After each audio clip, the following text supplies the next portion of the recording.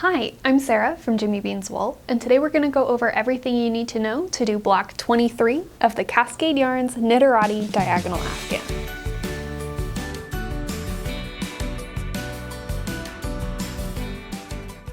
Alright, so block 23 is this really cute lace and cable block pattern. It is this little house, and I really love it. It's on this reverse stockinette background, so most of these are going to be pearls, and then it is created with a few yarn overs. You can see that lace right through, and then we've got bobbles here in the windows and along the bottom, and a large cable to make up the shape of the house.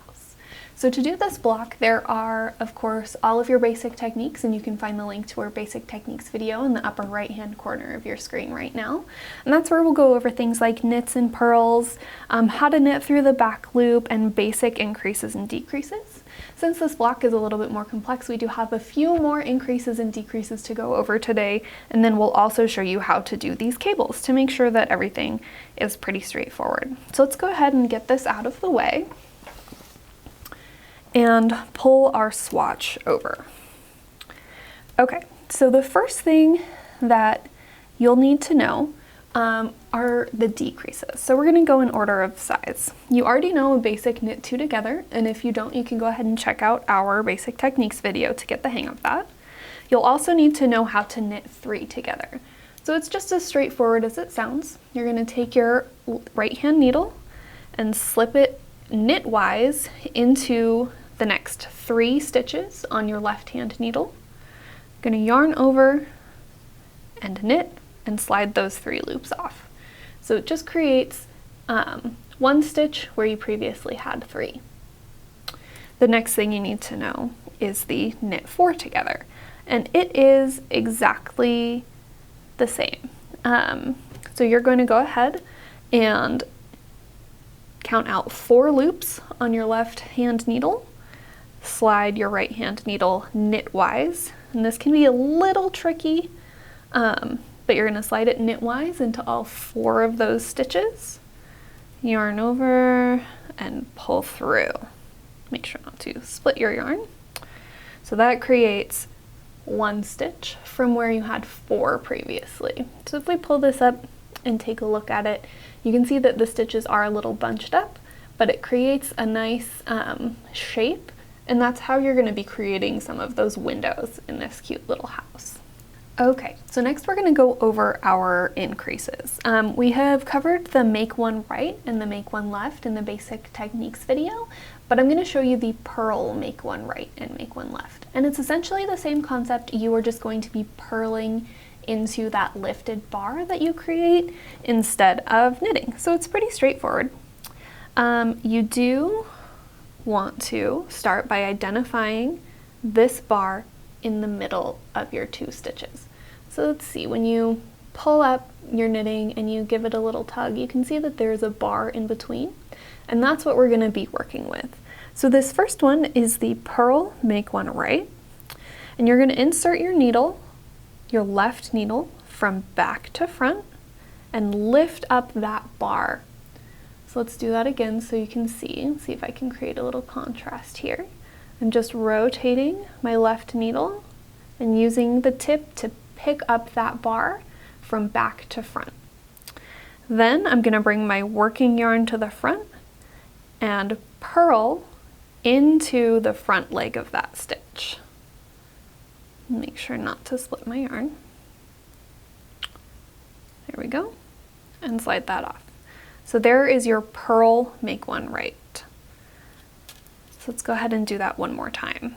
I'm going to lift from back to front, move my working yarn to the front, and then purl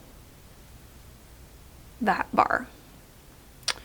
Okay, so the next one is going to be the purl make one left. So I'm going to take the tip of my left needle and I'm going to insert and pick up the bar from front to back. So that means the right leg of the stitch is now coming over the needle. I'm going to move my working yarn to the front and I'm going to purl through the back loop. Now that can be a little bit of a tricky move, so let me do that one more time. Just move past this a little bit and show you up close. So first I'm going to lift the bar between my stitches from front to back. And then I'm gonna bring my working yarn to the front, and then I'm going to enter into that bar from the back. So I want to purl through the back loop, which means I want to cross this increase that I just created. So making a little X and inserting my needle as if to purl, then I'll yarn over and purl it. So if you look closely, that bar that we lifted is now crossed over itself and we've purled it. So there's a little head to that stitch hanging out just underneath. Now let's move on to the more complicated decrease. So if you remember in this block, we've got this beautiful house, but it ends in a nice crest here at the top. And this is a decrease that you'll only have to work once, but it is fairly complicated. You're going to be decreasing 7 to 1 stitches. So you'll start with 7 stitches made up of these cables and the top of the house here, and you're going to decrease it all the way down to 1 stitch. So let's go ahead and get started on that. You will need a cable needle for this, just to make it a little easier. And essentially what you're doing is you're going to identify the center stitch of those 7 stitches, and you're going to take turns stacking the stitches on top of each other so that you knit them all together. And it sounds a little more complicated than it is, but don't be intimidated by that big chunk of text there. So the first thing I'm going to do is make sure that I've identified my 7 stitches.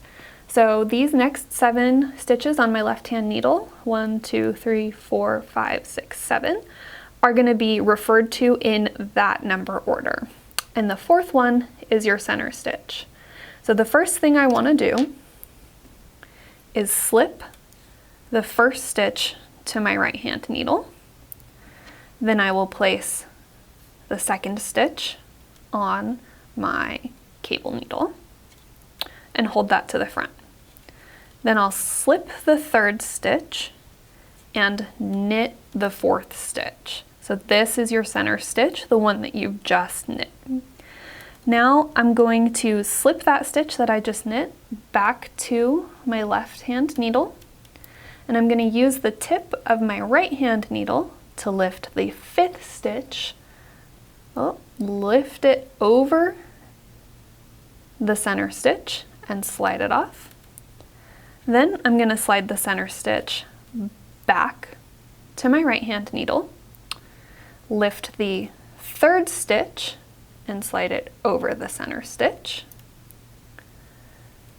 Then I'm going to place my 6th stitch back over to this left hand needle on my cable needle and continue holding it to the front. Then I'll slide the center stitch back over to my left hand needle and lift the 7th stitch I identified and pass it over that center stitch. Then you guessed it, this is going to come back over to your right hand needle, and you are going to slip the 1st stitch and pass it over. So your center stitch is still on your right hand needle. Then you're going to return to your cable needle and put the 6th stitch back on your left hand side. Slip the center stitch over to the left hand needle. And this whole time, make sure that you are slipping purlwise so you don't twist anything. Then you're going to take the 6th stitch and pass it over your center stitch. Then you're going to take the 2nd stitch and put it back on your right hand needle. Move that cable needle out of the way. Move your center stitch back over to your right hand needle and slip the 2nd stitch over as well. Whew. All right. So that was a lot, but what that has done is you have successfully organized all 7 of those stitches and decreased it to just this 1 stitch, and it creates this nice, neat and tidy looking fold so that your stitches aren't totally bunched up all over each other, and it gives a nice peek to that house. And I promise you only have to do it once. Just passing that center stitch back and forth between your needles to make sure that you are slipping stitches in a 1-to-1 ratio. Okay, so the last thing you'll need to know for block 23 are 4 different cable stitches. The 1/3 right and left cross, and then the 2/3 right and left cross. And this will create the curved arches around the edge of your house. So let's go ahead and start with the 1/3. The 1/3 right cross, you're going to begin by slipping 1 stitch purlwise onto your cable needle and holding it to the back. Then you're going to knit 3 stitches from your main needle. Oh, be careful not to do whatever the heck I just did. Slip that stitch and split your yarn. So knit 3 from your main needle. Then you'll move the working yarn behind. Oh, you want to make sure it's behind your main needle but in front of your cable needle, and purl 1 stitch off of your cable needle. Okay, so you've moved those 3 stitches over to the right. Now let's go ahead and do our 1/3 left cable. So I'm gonna slip 3 stitches purlwise onto my cable needle and hold it to the front. Then I will purl 1 from my main needle and knit 3 from my cable needle. Move that aside. So you can see those 2 right next to each other. They're just very gentle cables. They're pretty wide, so we're going to have 3 stitches moving to the right and then 3 stitches moving to the left. And if you look closely behind, you'll see your 1 purl stitch that you've created. You'll purl between them as well to help create the reverse stockinette background. And it's the same deal for the 2/3 crosses. So let's go ahead and do the 2/3 right cross.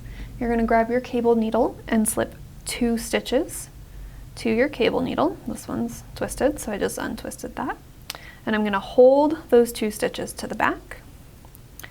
Then knit, oh, careful not to slip that. That's what the cable needle's for. Okay, so then you're going to knit 3 from your main needle, and then return to your cable needle and purl 2. So purl 1 and purl 2. Okay. Oh, some of these stitches are twisted, so let's go ahead and fix that. Okay, and then for your 2/3 left cross, you're going to slip 3 stitches. I think I'll have just enough on my swatch here. 3 stitches to your cable needle and hold to the front. Then you will purl 2 from your main needle. So purl 1, purl 2, and then go ahead and knit those 3 remaining stitches from your cable needle. So since I finished off my swatch here, let's go ahead and lift it up and show you what that looks like. So you can see we've got 3 stitches leaning to the left here, 3 stitches leaning to the right here, and it's just a little more dramatic than the gentler cables that we did all the way over here. But still in the back, we've got our reverse stockinette background. Alright, so that was everything you need to know to do block 23 of the Knitterati Diagonal Afghan. If you have any questions, go ahead and leave them in the comments below, and thanks for watching!